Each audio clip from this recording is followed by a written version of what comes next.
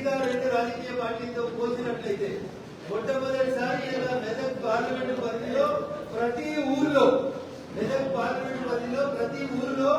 BJP అభ్యర్థి ward member దగ్గర నుంచి మొదలుకొంటే సర్పంచ్ దాకా ఎవరో ఒకరు ఖచ్చితంగా గెలిచి నిలబడతారన్న భవిష్యత్తులో భారతీయ జనతా పార్టీదే ఈ రాష్ట్రం.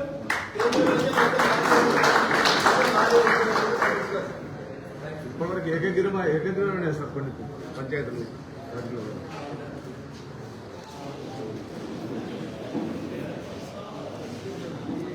దాదాపు మెదక్ జిల్లా పరిధిలో ఇప్పటికీ 7 పంచాయతీలు ఏకగ్రీవాలని కనబడతా ఉన్నాయి. మా కార్యకర్తలు చెప్పిన దాని ప్రకారం సిద్దిపేట జిల్లా లోపల ఒక 4 ఏకగ్రీవమైంది. మిగతా వివరాలన్నీ సాయంత్రం నామినేషన్ విత్డ్రాయల్స్ అయిపోయిన తర్వాత మీకు కరెక్ట్ ఫిగర్స్ చెప్తామన్నా. మిగతా రెండు రాజకీయ పార్టీలతో సమానంగా మా కార్యకర్తలు కూడా ఏకగ్రీవంగా సర్పంచులు ఎన్నికవుతుందనేది ఒక గొప్ప విషయం, గర్వించదగ్గ విషయం. ప్రతి పంచాయతీకి ఓటు అడిగేటువంటి సమయం లేదు. పార్లమెంట్ నడుస్తుంది, ఇంపార్టెంట్ బిల్లులు వస్తున్నాయి. సోమవారం మంగళవారం 2 రోజులు మోడీ గారితో సహా అందరం పార్లమెంట్ లో ఉంటున్నాం. ఈ దేశంలో వందే మాతరం గీతాన్ని రాసి పాడి 150 సంవత్సరాలు అవుతున్న సందర్భంగా సోమవారం రోజు ప్రత్యేకమైన చర్చ ఉంది. మంగళవారం రోజు ప్రతిపక్షాలు అడిగినాయి కాబట్టి ఎస్ఐఆర్ మీద ఒక ప్రత్యేక చర్చ పెడతా ఉన్నాం. కాబట్టి ఫుల్ టైం ఎంపీలందరూ కూడా పార్లమెంట్ ఉండాలని చెప్పారు. అంటే మాకు మిగిలిందే శని ఆదివారం.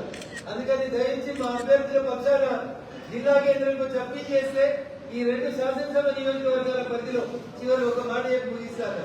నన్ను ఎవరు వచ్చి లైటింగ్ అని అడగలేదన్న. నేను ఎలక్షన్ ప్రచారం పోయినప్పుడు తాటాలలో చూస్తుంటే ఏడప్పుడు ఒక స్ట్రీట్ లైట్ సరిగ్గా కనబడకపోతుండే అన్న. కరెంట్ లేకపోతే ఊరంతా గుడి చీకటే ఉంటుండే, దీపాలను ఉంటుండే.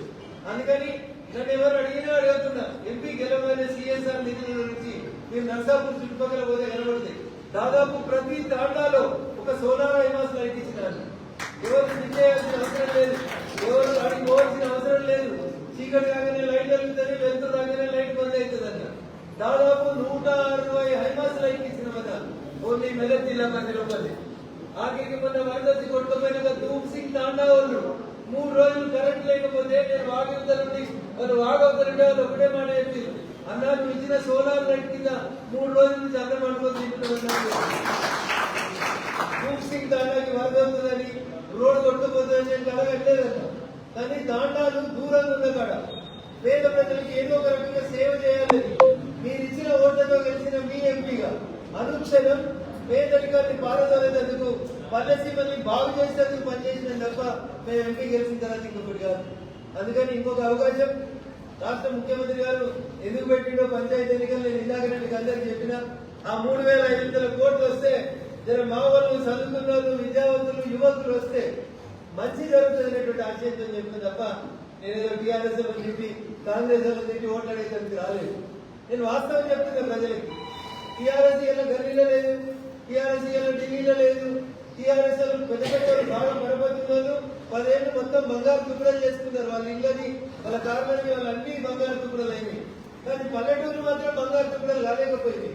కాబట్టి ఇంకా ఇవాళ స్ట్రీట్ లైట్ ఇవ్వాల్సినటువంటి దుస్థితిలో ఉంది మెదక్ కానీ, నర్సాపూర్ కానీ, ఇంకేది కానీ.